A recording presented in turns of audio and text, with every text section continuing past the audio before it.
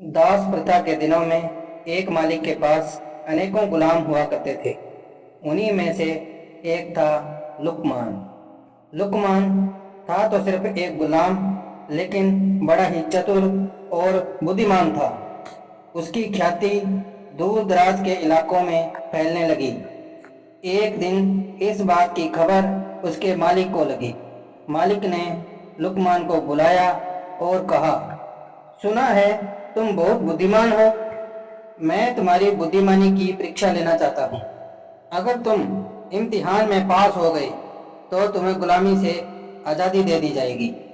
अच्छा, जाओ और एक मरे हुए बकरे को काटो और उसका जो हिस्सा बढ़िया हो उसे ले आओ।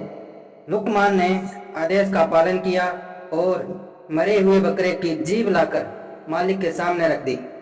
कारण पूछने पर कि जीभ ही क्यों लाया, लुकमान ने कहा, अगर शरीर में जीभ अच्छी हो तो सब कुछ अच्छा ही अच्छा होता है। मालिक ने आदेश देते हुए कहा, अच्छा, इसे उठा ले जाओ और अब बकरे का जो हिस्सा बुरा हो उसे ले आओ। लुकमान बाहर गया और थोड़ी ही देर में उसने उसी जीव को लाकर मालिक के सामने फिर रख दिया। फिर से कारण पूछने पर लुकमान ने कहा, अगर शरीर में जीभ अच्छी नहीं तो सब बुरा ही बुरा है।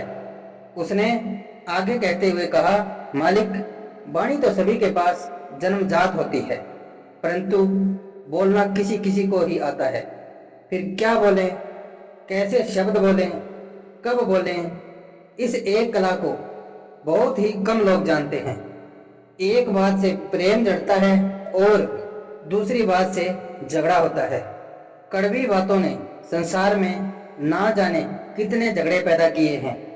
इस जीभ ने ही दुनिया में बड़े बड़े कहर ढाए हैं। जीभ 3 इंच का वो हथियार है जिससे कोई 6 फीट के आदमी को भी मार सकता है, तो कोई मरते हुए आदमी में भी प्राण फूंक सकता है। संसार के सभी प्राणियों में वाणी का वरदान मात्र इंसान को ही मिला है। उसके सदुपयोग से स्वर्ग धरती पर उतर सकता है और दुरुपयोग से स्वर्ग भी नरक में बदल सकता है। महाभारत का विनाशकारी युद्ध वाणी के गलत प्रयोग का ही परिणाम था।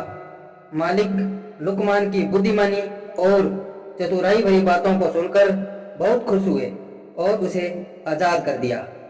मित्रों, मधुर वाणी एक वरदान है जो हमें लोकप्रिय बनाती है, वहीं कर्कश या तीखी बोली हमें अपयश दिलाती है और हमारी प्रतिष्ठा को कम करती है। आपकी वाणी कैसी है? यदि वो तीखी है या सामान्य भी है तो उसे मीठा बनाने का प्रयास करिए। आपकी वाणी आपके व्यक्तित्व का प्रतिबिंब है, उसे अच्छा होना ही चाहिए।